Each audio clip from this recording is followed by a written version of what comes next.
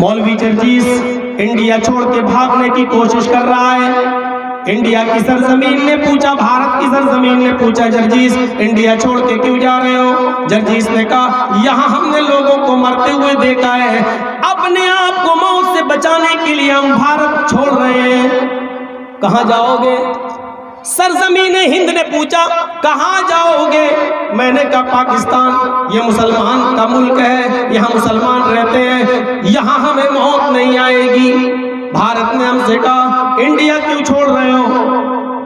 हमने कहा, यह इंदिरा गांधी को हमने मरते हुए देखा है, उसी के बॉडीगार्ड ने 16 गोलियां इंदिरा गांधी के सीने पर उतार दी और इंदिरा गांधी इस दुनिया से चली गई। हमने राजीव गांधी के चीथड़े उड़ते हुए देखे, इन हुक्मरानों ने अपने आप को न बचा सका तो मेरी हिफाजत क्या होगी? इसलिए हम भारत की सरजमीन में छोड़ रहे हैं। भारत छोड़ने में हम कामयाब हो गए, पाकिस्तान की सरजमीन पर पहुंचे। पाकिस्तान की सरजमीन ने पूछा, इंडिया छोड़कर आने की वजह क्या है? मैंने कहा, वहां मौत आती है, इंदिरा गांधी भी मरती है, राजीव गांधी भी मरे, महात्मा गांधी भी मारे गए, इसलिए हम वहां से चले आए। ये हमारा मुसलमान भाइयों का मुल्क है, इसलिए यहाँ हमें मौत नहीं आएगी। पाकिस्तान की सरजमीन बोली, ये तुमने धोखा दिया गया है या तुम धोखा खा गए हो। यहाँ तुमने जनरल ज़ियाउल हक के चीथड़े उड़ते हुए नहीं देखे, यहाँ तो बेनजीर भुट्टो की कंपटी पर भी पिस्टल मार दी गई, उनको भी गोली से उड़ा दिया गया।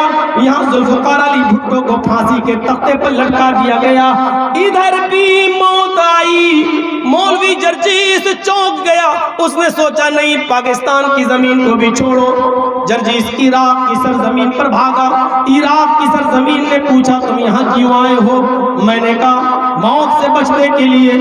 उस धरती ने हमें जवाब दिया, यहाँ अगर इराक की सरजमीन किसी को पनाह दे सकती थी तो सबसे बड़ा ताकतवर शख्स था सद्दाम, लेकिन वो भी बंकरों में छिपा हुआ पाया गया है और बाद में आने पकड़ा गया और उसको भी तख्ते-ए-तार पे लटका दिया गया।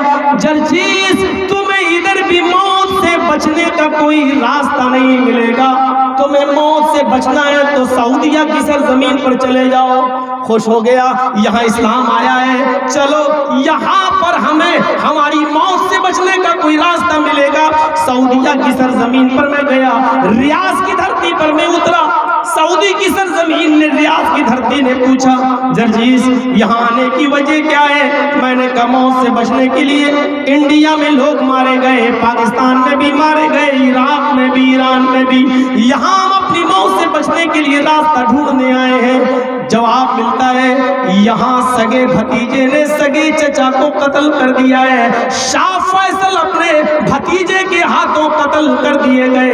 यहाँ इस सरजमीन ने भी किसी के साथ वफादारी नहीं की। हाँ, इस जमीन का सबसे मुबारक टुकड़ा मक्का की सरजमीन है, वहां चले जाओ, शायद तुम्हें मक्के के अंदर मौत से बचने का कोई रास्ता मिले।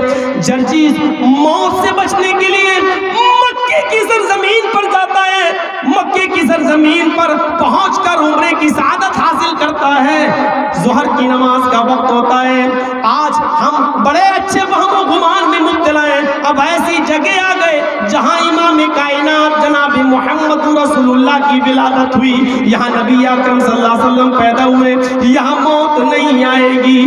पहली रकात नमाज हमें ज़ोहर की मिली। ज़ोहर की नमाज पढ़ने के बाद मैंने सलाम फेरा, इमाम हरम ने सलाम फेरा, मैं खुश था, अब यहाँ मौत नहीं आएगी। लेकिन जैसे ही सलाम फेरा, मुअज्जिन इमाम हरम ऐलान करता है, अस्सलातु अलल अमवात। कई जनाजे आए हुए हैं, कई लाशें आई हुई हैं, अभी उनकी जनाजे की नमाज अदा की जाएगी। मक्के में सबसे ज्यादा हमने नमाज जनाजा पढ़ा, ज़ोहर में भी नमाज जनाजा पढ़ा, असर में भी नमाज जनाजा पढ़ा, मगरिब में भी नमाज जनाजा पढ़ा, इशा में भी नमाज जनाजा पढ़ा। या अल्लाह, इतना तो हिंदुस्तान में भी हमने जनाजे नहीं पढ़े, इस मक्के में तो सबसे ज्यादा हमें जनाजे की नमाजें पढ़ना पड़ रही हैं। वहां से भागे, अरे मौत तो इधर भी आती है, भाग कर मदीने की सरजमीन पर गया। मदीने की सरजमीन पर हमारे नबी हैं, शायद यहाँ हमारे नबी मदफून हैं, यहाँ हमें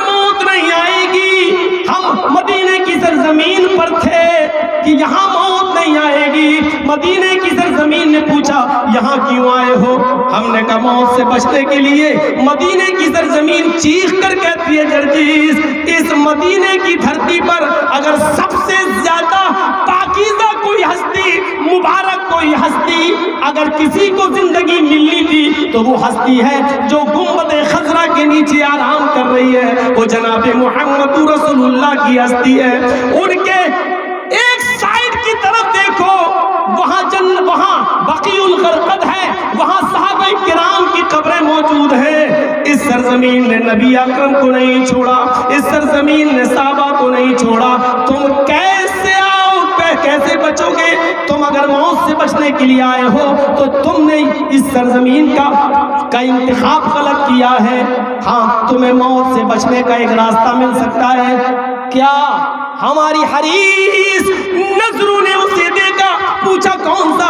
का इमाम कायनात पर जो किताब उतरी है कुरान, यहाँ लोग कुरान पढ़ रहे हैं, तुम उस कुरान को पढ़ने बैठ जाओ, उसी में कोई दुआ तुम्हें मिल जाएगी, उसी में कोई आयत ऐसी होगी जो मौत से बचने का तुम्हें रास्ता बता देगी। जर्जीस अपनी हरीसाना नजरों से कुरान करीम की तिलावत करने लगा, पढ़ने लगा और मौत से बचने की दुआ या आयत ढूंढने लगा। लेकिन पढ़ते पढ़ते इस कुरान ने भी जर्जीस को बता दिया, ऐनमा तकूनु युद्रिकुमुल मौत वलौ कुंतुम फी बुरूजिन मुशय्यदा। तुम कहीं भी चले जाओ, मजबूत किलों में चले जाओ, समंदर की तारीकों में चले जाओ, पहाड़ों के पीछे छिप जाओ, ऐनमा तकूनु युद्रिकुमुल मौत, तुम जहां पर भी चले जाओ मौत तुम्हें उधर भी आ लेगी, मौत तुम्हें उधर भी पकड़ लेगी, मौत तुम्हें अपने शिकंजे में उधर भी ले लेगी। मौत से बचने का कोई रास्ता नहीं है। जर्जीस, मौत से बचने का रास्ता तो नहीं है, लेकिन मौत को कामयाब जरूर बनाया जा सकता है। फमन यअमल मिस्काल ज़र्रतिन खैरन यरा वमन यअमल मिस्काल ज़र्रतिन शर्रन यरा। जमीन पर चलना संभल संभल के, जर्रा बराबर भी नेकी करोगे तो उसको भी अपने नामे अमाल में देख लोगे, जर्रा बराबर भी बुराई करोगे तो उसको भी अपने नामे अमाल में देख लोगे। एटीएम चुराने वालों, कैसी लगी आयत? तो मौलाना को कौन बता देता है? मधुपुर में भी जासूस हैं हमारे। और एक बार पेपर में आया और पंजाब के किसी मंत्री का भी पैसा यहाँ के लोगों ने चुरा लिया एटीएम से। कितने बड़े फराडी, करोड़ों की बिल्डिंगों में रह रहे हैं। ऐनमा तकूनु युद्रिकुमुल मौत वलौ कुंतुम फी बुरूजिन मुशय्यदा। कहीं भी चले जाओ, छुप जाओ, पहाड़ों के अंदर, समंदर की तारीकियों में, कहीं भी चले जाओ, मजबूत किलों में बंद हो जाओ, मौत तुम्हें उधर भी आ पकड़ेगी। बचोगे? कोई रास्ता नहीं।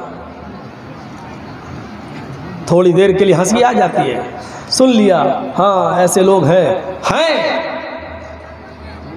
फिर यहां से सुनने के बाद जब तकरीर खत्म होगी, फिर वो अपनी वही पुरानी चाल, अरे तेरे जैसे जाने 336 रोज आते हैं, बोलते हैं, हमने उनकी नहीं मानी, तुम्हारी नहीं।